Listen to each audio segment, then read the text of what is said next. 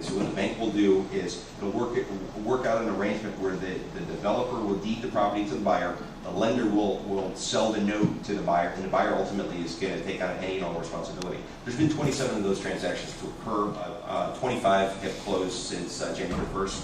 There's been an additional 5 note sales where the developer is fighting, digging his heels in the ground, and simply not giving up the deed at this point. Those properties are likely to go relatively quickly. But overall, general big picture numbers, 32 transactions valued.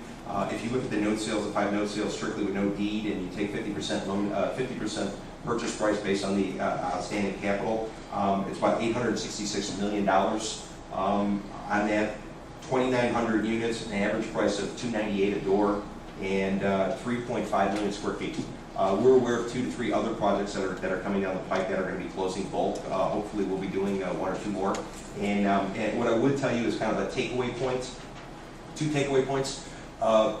In the MLS, it does not give you database capabilities. You can go back there and search stuff, but it's not something that's really reliable from a statistical perspective, like a CoStar would be. So what we do is every Monday, we're tracking actives and pendings in Tri-County area, single-family townhouse condo. And as we look at that every Monday, and we do it about 2 o'clock or so, because most of the realtors who went under contract over the weekend, it's all being updated in the office about 2 o'clock or so. So every Monday we track that day in and day out to get us a sense. I don't think closed sales mean anything really when you're looking on an individual basis, because the closed sales could be a short sale that's been under contract for 120 days. I think pending and active is much more indicative of where the market is. And what we found is the week of Thanksgiving, which when we began doing it because we were sensing a change, week of Thanksgiving 08, 107,000 properties, Tri-County area for sale, single-family condos, townhouses. As this Thanksgiving, 69,000. We lost 35% of that. And the takeaway point, there are 3 towers in a project called Icon Brickell. I don't know if anybody's seen it, Brickell Avenue in Miami River.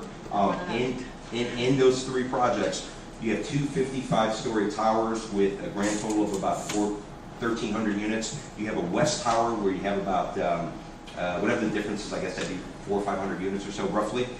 Interesting enough, they closed 97 units in the first tower out of about 713, about 12-13%. But interesting, if you want an anecdotal example of where this market's going and how confident developers and lenders are, whether or not they're going to be right, doesn't make any difference. How confident they are, they've actually begun closing in units in Tower 2.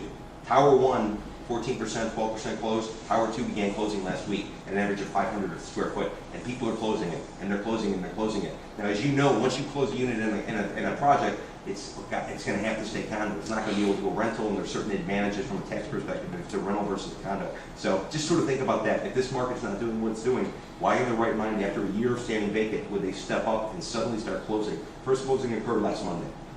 So, and with that, I give the microphone back. I hope it wasn't too much data, and I know I talked fast. Thank you.